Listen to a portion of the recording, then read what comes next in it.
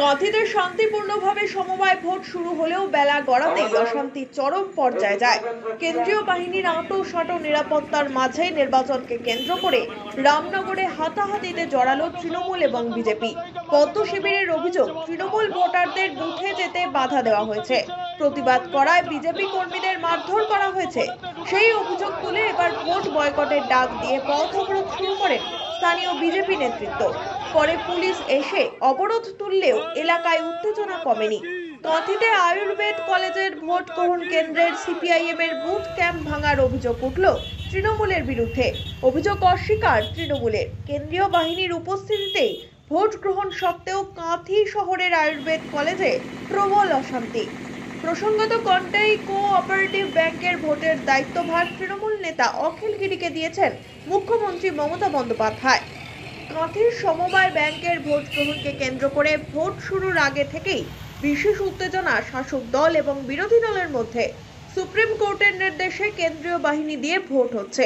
ভোটে কারচুপি রুখতে বুথে বুথে সিসি ক্যামেরা বসানো হয়েছে।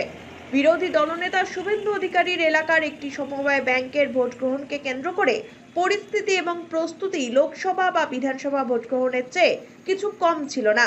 তবে অশান্তি আটকানো যায়নি এত প্রস্তুতি সত্ত্বেও। আইনি জটিলতার কারণে কন্টাই কোঅপারেটিভ ব্যাংকের নির্বাচন দীর্ঘ কয়েক বছর ধরে বন্ধ ছিল। নির্বাচনের অনুমতি পেতে মামলা গড়ায় হাইকোর্ট থেকে সুপ্রিম কোর্টে। কন্টাই কোঅপারেটিভ ব্যাংকের সুষ্ঠু নির্বাচন ও পরিবর্তিত নির্বাচন কেন্দ্রগুলিতে আধা সামরিক বাহিনী দিয়ে ভোটের দাবিতে কোর্টের দ্বারস্থ হয় রাজ্যের বিরোধী দলনেতা শুভেন্দু অধিকারী। অবশেষে কোর্টের নির্দেশে রবিবার দিনটি ধার্য হয় নির্বাচনী দিন হিসাবে। ব্যাংকের মোট 15টি ভোট গ্রহণ কেন্দ্রের মধ্যে স্থান পরিবর্তিত 5টি ভোট কেন্দ্রে 15 জন করে কেন্দ্রীয় বাহিনীর উপস্থিতিতে এই নির্বাচন হয় এদিন। সকাল 9টা থেকে দুপুর 2টো পর্যন্ত চলে এই নির্বাচন প্রক্রিয়া। এর মধ্যেই অশান্তি শুরু কাঁথিতে। এই নির্বাচন ঘিরে শাসক বিরোধী সব শিবিরই প্রস্তুত।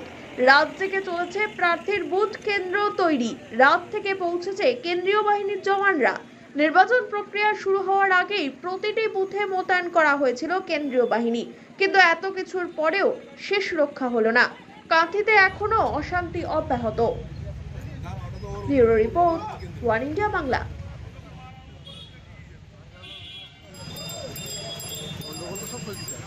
ভালো পাইছো